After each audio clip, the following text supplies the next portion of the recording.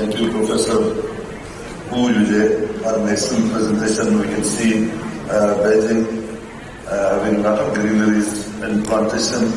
And perhaps some of the years ago, it was facing the issue of smoke, but because of this plantation, the issue of smoke has been addressed. And I'm sure that this is the initiative by the Secretary General Chiefing, but then there's contribution by the Forest University of Beijing. With this, thank you, Professor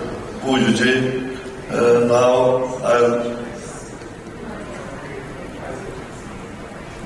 I'll request Professor Moazur Rahman, Director of the Center of Excellence in Molecular Biology, University of Punjab and Fellow of Pakistan Academy of Sciences. The title of this presentation has been revised. I'm sure that Moazur will tell you the revised title with this. Please welcome Professor Moaz. It is about academic cooperation and application of molecular biology in the agriculture and health.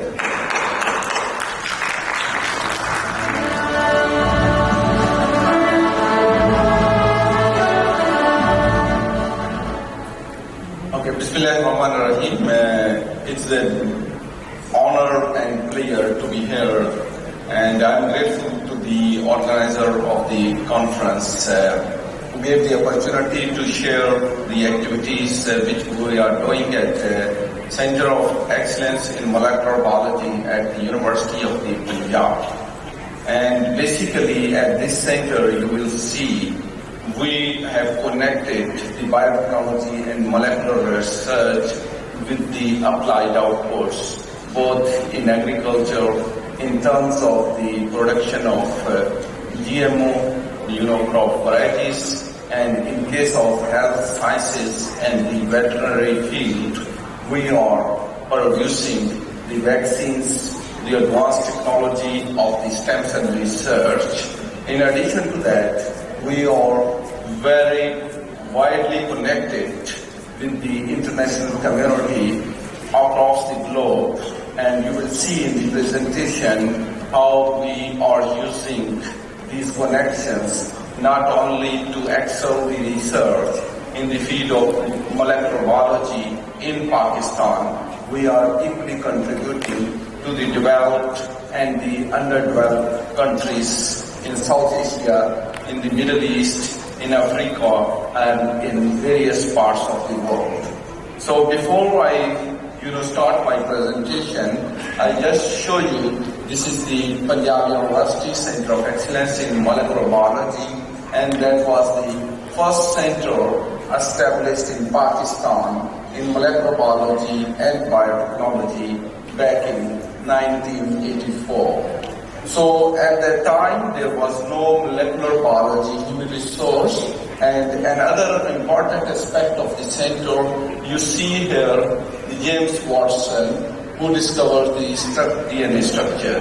He came in 1984 to Pakistan to inaugurate this, the state-of-the-art molecular biology research, because he discovered the DNA structure, and that led to the explosion of the, molecular biology and recombinant DNA technology techniques, and that has revolutionized the world today in which we are living. And here are the objectives of this center. In 1984, there were not enough human resource available, so we started teaching the graduates in Pakistan in the field of molecular biology, and then when we have enough resources, we started organizing the international and the national conferences to share the latest ideas in molecular biology and in biotechnology, both in agriculture and health field. And after having this, we embark on the local problems and the regional problem related to the agriculture and the health, and we develop, you will see in my presentation, technology that led to the development of the many GMO crops as well as to many solutions in the health sector.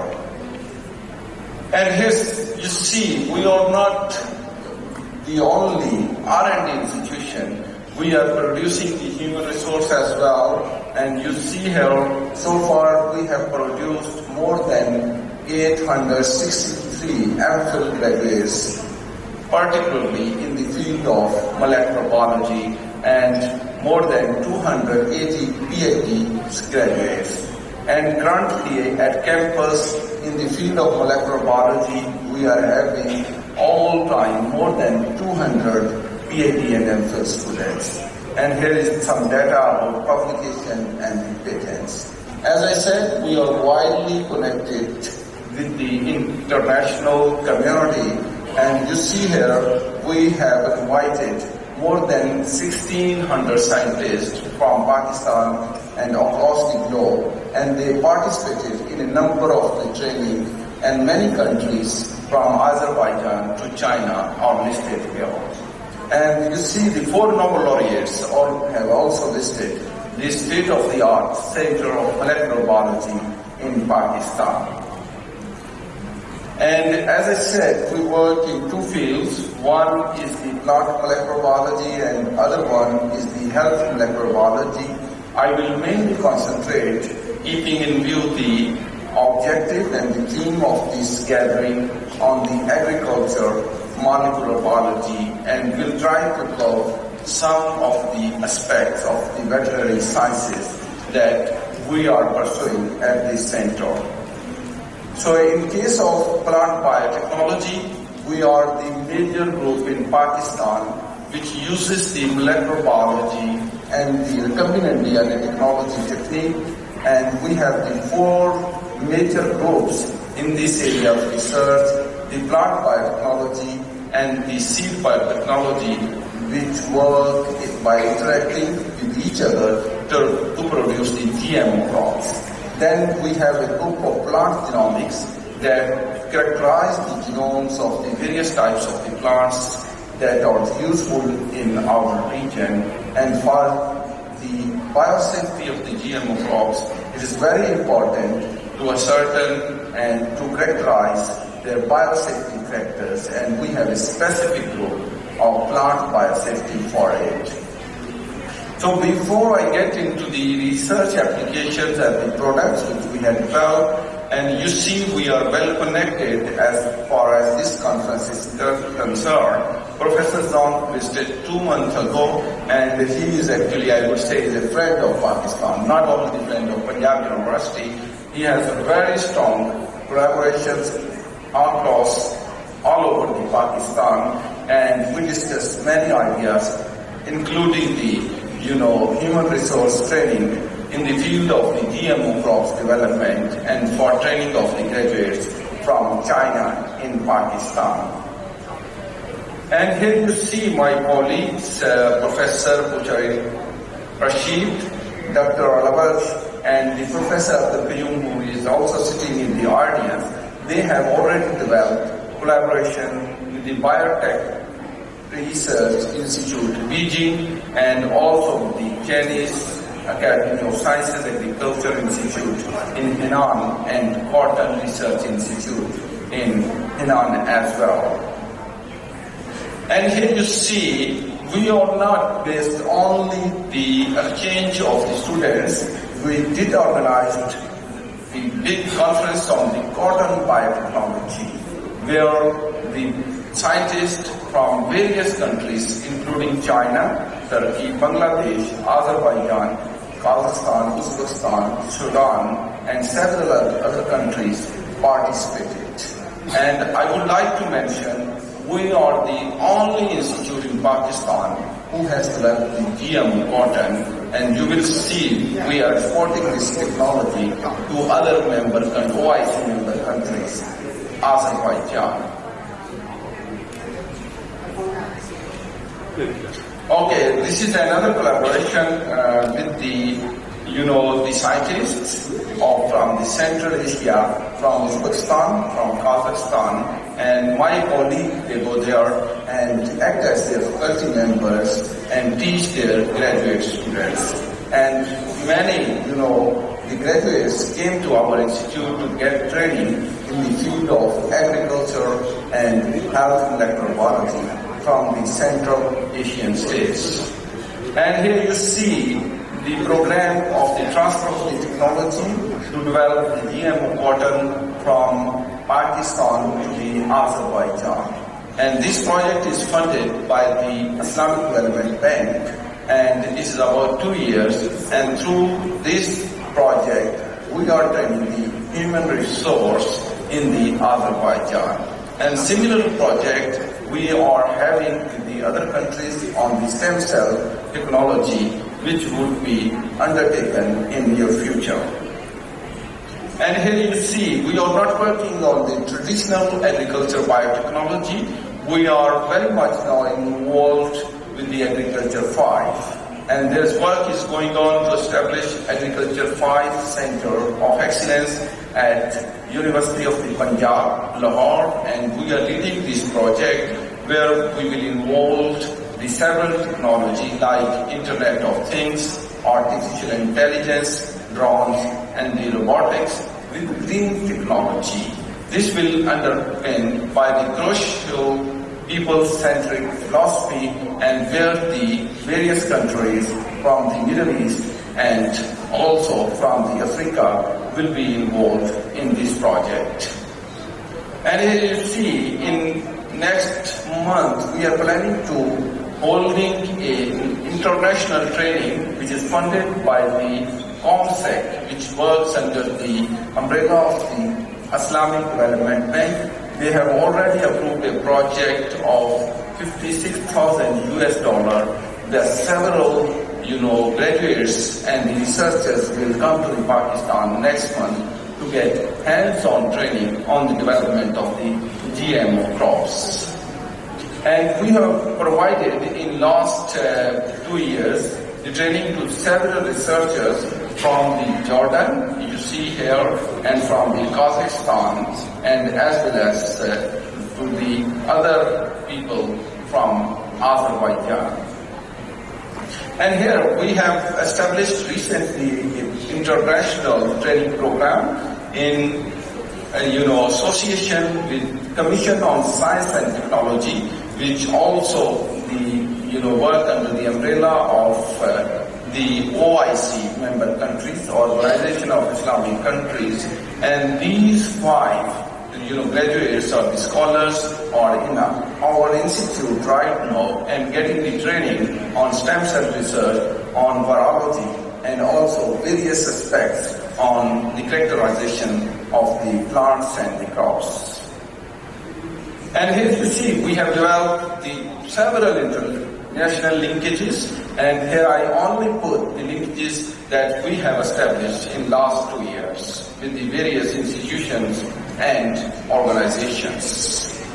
And this is our flag mark project in Pakistan, and here you see we have so far developed 9 GMO cotton varieties which are insect resistant and the herbicide resistance. And now we are working to increase the other trait in these varieties, like to increase the fiber length of these varieties and to cover the major other insects which attacks the cotton and affects its productivity.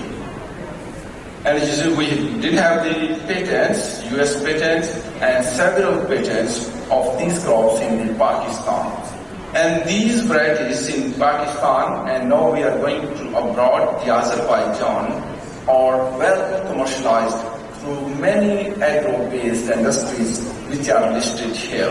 And these agro-based industries provide us royalty, and that funds we use to further, strengthen the research in the field of plant biotechnology.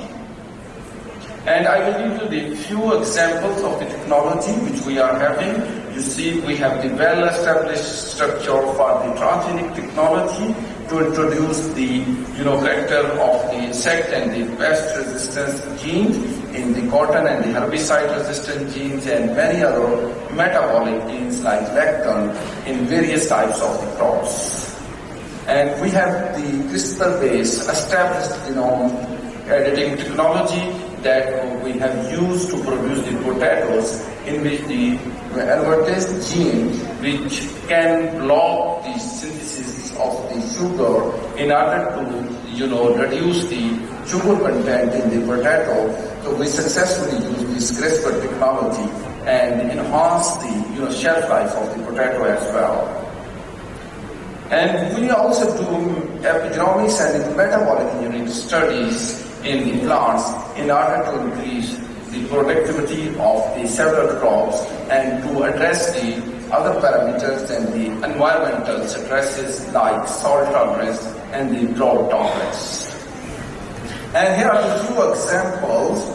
The Bt cotton genes have been used since long in the cotton plant. So we are introducing the other lectin gene in order to make the cotton crops more resistant to the new emerging insects.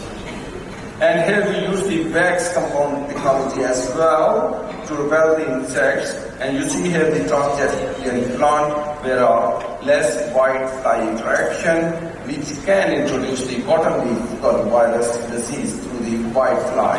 And on the control, you see large number of the white flies. You may stop me if I go beyond my time limit, okay?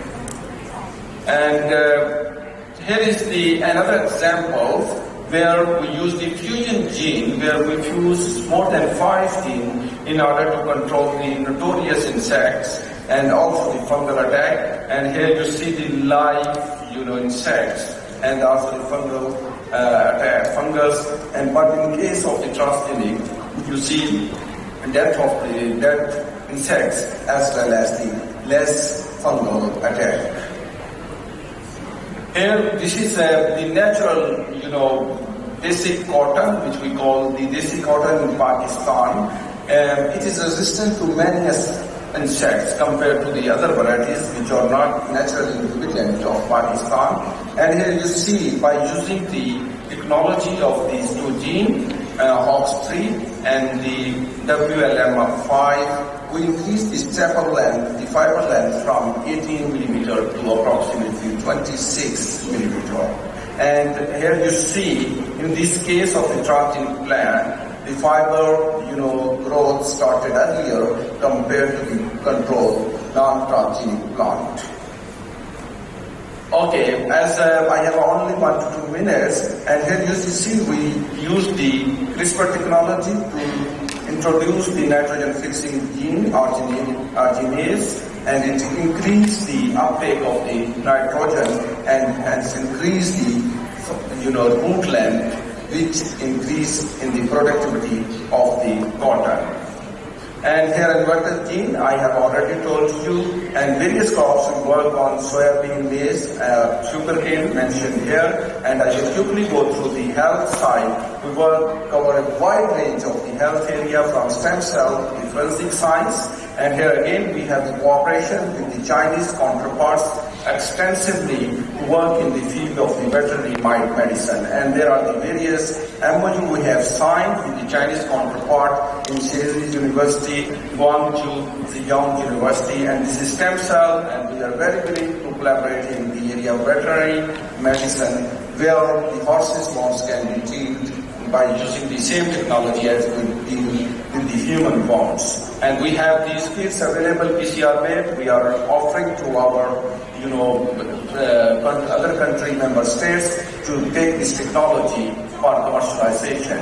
And this is another dengue control parameter using insect cell algae. And here we make the vaccine in plants, the NTV and the others, and that are also. And we are also use high-tech technology of vector vaccine and the subunit vaccines in Pakistan as well, and some of these already commercialized. These are the setup we have for protein production and virus multiplication. And again, in vaccine, we hold an international conference, and several colleagues from China and many other countries attended this back in 2 years. And at the end, these are the important slides to acknowledge my colleagues, Center of Excellence Microbiology. They do agriculture wonders over there, and this is the team of the health microbiology, which contributed to the state-of-the-art and high-tech research outputs. These are the funding agencies. They contribute a lot, and thank you very much, sir, for your time.